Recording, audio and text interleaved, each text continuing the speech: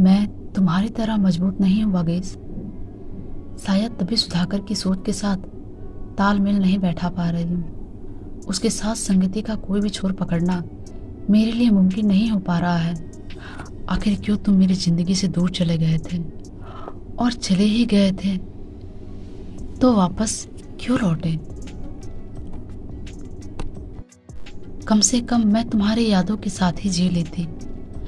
अब जब तुम मेरे सामने हो तो सुधाकर को अपनाना और मुश्किल हो गया है मेरे लिए। मेरी बेबसी, मेरा दर्द आंखों में नमी बन झलकने लगा। जिंदगी की दशा और दिशा तय कर पाना अगर हमारे ही हाथ में होता तो हम गोल गोल चक्कर लगाते हुए वापस उसी जगह ना पहुंच जाते जहां से हमने चलना शुरू किया था। हमारे प्रयास चाहे कितने ही ईमानदार क्यों ना हो, पर फिर भी कभी कभी बहुत गहरी चोट लग ही जाती है। दर्द का सागर मन के हर कोने में बहने लगता है और हम सोचने पर मजबूर हो जाते हैं कि आखिर चूक कहाँ हुई, या फिर शुरू होता है दोषारोपण, विश्लेषण और अपनी खामियों को तलाशने का सिलसिला। लेकिन तमाम कोशिशों, विश्लेषणों व विचारों के ताने बाने से घिरे हम यह नहीं समझ पाते कि नियति ने ऐसी डोर लटका रखी है जिससे कभी बंद कर तो कभी उसे पकड़कर हम चलने को बाध्य होते हैं। ऐसा एक वर्ग है जो नियति को नहीं मानता, केवल प्रयासों को ही महत्व देता है। पर ऐसे वर्ग के लोगों ने क्या कभी इस बात पर गौर किया है कि जिंदगी भर प्रयास करने के बावजूद वे लक्ष्य तक क्यों नहीं पहुंच पाते? कोई बिना संघर्ष और कोई बिना किसी संघर्ष के भी सब कुछ पा लेता है, वह भी जिसकी उसने कभी आशा तक नहीं की थी। खैर, चाहे जो हो, अपने और वागीस के रिश्ते को मैं नियति की ही बंद पोटली से निकला हुआ मानती हूँ। दशा और दिशा तय करने की लाख कोशिशों के बावजूद तुम बंद मुट्ठी से फिसलती रेत की मानिंद मेरी जिंदगी से निकल गए, और फिर न जाने कैसे मैं गोल गोल चक्कर काटते हुए तुम्हारे पास फिर से पहुंच गई थी। क्या है तुम्हारा और मेरा रिश्ता? प्यार, स्नेह, दोस्ती, या फिर इन सबसे कहीं ऊपर एक दूसरे को समझने की इच्छा और उन भावनाओं का आदर करना? इस रिश्ते को मैं नाम देना जरूरी नहीं समझती, क्योंकि नाम भर देने से ही कंपैटिबिलिटी का तंतु नहीं जुड़ जाता। समाज के रिश्ते पर मोहर लगाने से ही विश्वास और संबल के सेतु नहीं जुड़ जाते। रिश्ते मन के होते हैं, तो विश्वास की ठोस जमीन पर उगे उन अंकुर की तरह होते हैं जो प्यार और एहसास, खाद और पानी से पोषित व पल्वित होते हैं। पर सुधाकर के मामले में ना जाने कहाँ सब चूक सा जाता है। एक दिन फिर सुधाकर से बहस हो गई। तुम्हारी प्रॉब्लम क्या है? क्या तुम मेरी किसी भी बात का जवाब सही ढंग से नहीं दे सकते? कुछ कहो तो फौरन बात काट देते हो। ना बात सुनने का सब्र है, ना समझने का हाँ नहीं है। हाँ नहीं है, क्या करोगे? तुम्हारा तो हर सवाल ही गलत होता है। तो क्या खाक जवाब दूं? बड़ी इंटेलेक्चुअल बनती हो। कुछ डिग्रियां क्या हासिल कर ली, अपने को बहुत ग्रेट मानने लगी हो? प्लीज सुधाकर, इस तरह बात करने का क्या मतलब है? तुम्हारी बीवी हूँ कोई, यही तो ट्रेजरी है लाइफ की कि तुम मेरी बीवी हो। सारा दिन आरती उतारूं या आपकी सेवा में खड़ा रहूं, मुझसे ऐसी उम्मीद कभी मत रखना। वैसे भी एक औरत हो, और औरत से जिस तरह से व्यवहार करना चाहिए करता हूँ बस। माथे पर त्योरियां और गुस्से से लाल होती आंखों से अंगारे बरसाता सुधाकर फुफकारता रहा। डिस्गस्टिंग। ना जाने कौन सी सामंतवादी सोच के बीच तुम्हारे अंदर रोपे गए हैं जो तुम अपनी संकीर्ण सोच के दायरों से बाहर आ ही नहीं पाते हो। तुम खुद भी तो शिक्षित हो, पर हर समय मेरी पढ़ाई और पद को लेकर ताना क्यों मारते रहते हो? ऐसा ही हूँ, और तुम्हारे लिए अपने को बदलने से रहा। 4 पैसे क्या ज्यादा कमाती हो? दिमाग ही खराब रहता है। अब तक सुधाकर 3 पैक चढ़ा चुका था, लेकिन मैंने तो कभी इस बात के लिए तुमसे कोई शिकायत नहीं की, और ना ही इस बात का ताना मारा कि तुम मुझसे कम कमाते हो। इससे क्या फर्क पड़ता है कि कौन कितना कमाता है? महत्वपूर्ण तो यह है कि हम अच्छी जिंदगी जी रहे हैं। सुधाकर ने ना जाने क्यों अपने मन में हीन भावना पाल रखी थी।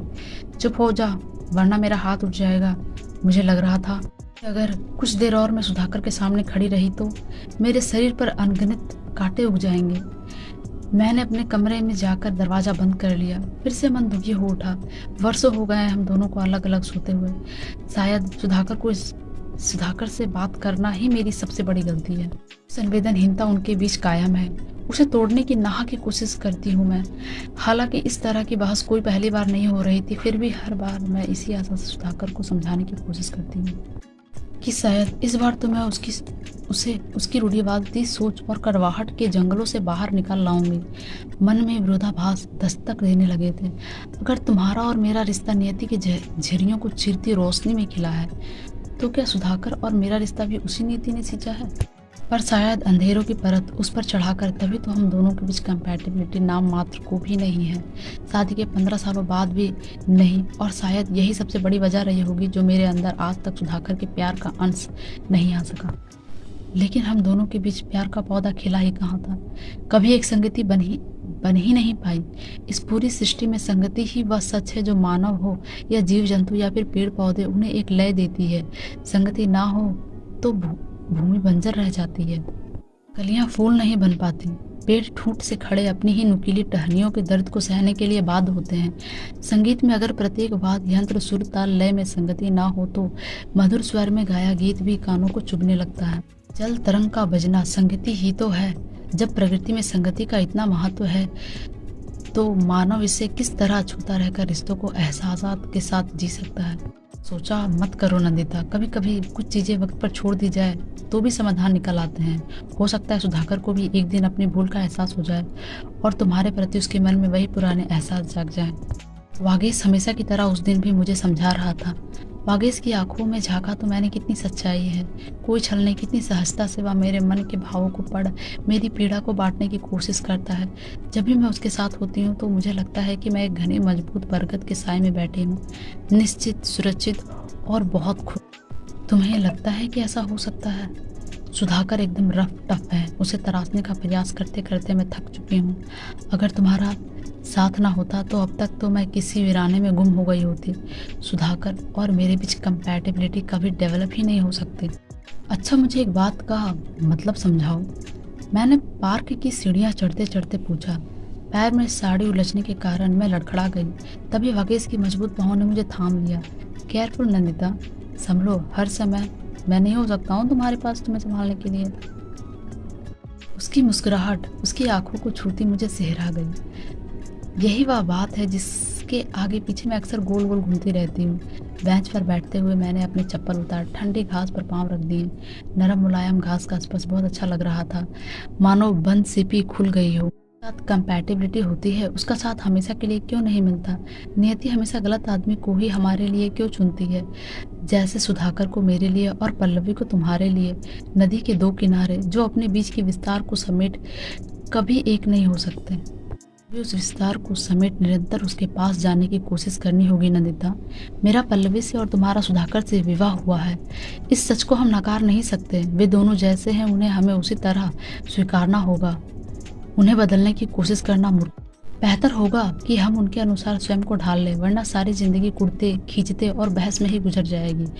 मुझे अब तकलीफ नहीं होती क्योंकि पल्लवी के अहम के आगे मैंने अपने हथियार डाल दिए हैं। उसे अपने पापा के पैसों का घमंड है और उसकी नज़रों में उसके माइको वालों के आगे मेरी हैसियत कुछ नहीं। मैं कुछ नहीं कर सकता। यह बात तो उन्हें शादी करते समय सोचनी चाहिए थी, पर अब इन स्थितियों को बदलना नहीं जा सकता। हमेशा दुखी रहने और नियति को कोसने से तो अच्छा होगा कि हम चीज़ों को उसी रूप में स्वीकार कर लें जैसे वे हैं। तुम ऐसा करोगी तभी खुलकर सांस ले पाओगी नंदिता। क्या यह समझौता करने जैसा नहीं हुआ? समझौते में खुशी व प्यार कहाँ होता है वागेश? समझौते हम कहाँ नहीं करते नंदिता। अपने ऑफिस से लेकर सड़क, बाजार, बस, ट्रेन, यहाँ तक कि अपने पड़ोसियों, रिश्तेदारों और मित्रों के संग हर जगह हर मोड़ पर तो हम समझौता करने को तैयार रहते हैं, वह भी सहर्ष। फिर उस रिश्ते में समझौता करने में कैसी तकलीफ जिसे जीवन भर जीना है? अन्य कोई विकल्प हो तो? वागेश ने अपनी बात अधूरी ही छोड़ दी। शायद वह मुझे और पसोपेश में नहीं डालना चाहता था। मैं तुम्हारी तरह मजबूत नहीं हूँ वागेश, शायद तभी सुधाकर की सोच के साथ तालमेल नहीं बैठा पा रही हूँ। उसके साथ संगति का कोई भी छोर पकड़ना मेरे लिए मुमकिन नहीं हो पा रहा है। आखिर क्यों तुम मेरी जिंदगी से दूर चले गए थे? और चले ही गए थे तो वापस क्यों लौटे? कम से कम मैं तुम्हारी यादों के साथ ही जी लेती। अब जब तुम मेरे सामने हो तो सुधाकर को अपनाना और मुश्किल हो गया है मेरे लिए। मेरी बेबसी, मेरा दर्द आंखों में नमी बन छलकने लगा। तुम चाहती हो तो मैं हमेशा के लिए तुम्हारी जिंदगी से दूर चला जाता हूँ। गया ना तो इस हारी और टूटी नंदिता की जगह उसकी मौत की ही खबर सुनोगे। खबरदार जो बकवास की, एक चप्पत लगाऊंगा तो होश ठिकाने आ जाएंगे। हम दोनों कहीं भी रहें हमेशा साथ रहेंगे। हमें तो एक दूसरे को विश्वास का आधार देना है, जिससे हमारे वैवाहिक जीवन की नींव खोखली ना हो। अगर थोड़ा रोमांटिक अंदाज में कहूँ तो हम दोनों के सुर ताल मिलकर ही तो लय को ठीक रखने में मदद करते हैं। वागेश के होठों पर धूली चांदनी सी हंसी खिल गई। पर कुछ नहीं। इस बात का हमेशा ख्याल रखना कि जब किसी के सुर बिगड़े होते हैं तो उन्हें ठीक करने के लिए ऐसे इंसान की मदद ली जाती है जिसकी लय सही हो।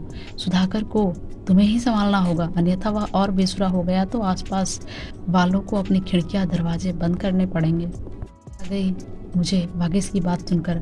अब मुझे समझ आ रहा था कि क्यों मैं गोल गोल चक्कर काटते हुए एक बार फिर से उसके पास पहुंच गई थी। ऐसे ही अच्छी अच्छी कहानियों के लिए मेरे चैनल को लाइक एंड सब्सक्राइब कर दें, और इस कहानी में आपको सबसे अच्छा क्या लगा उसके लिए एक प्यारा सा कमेंट कर दें।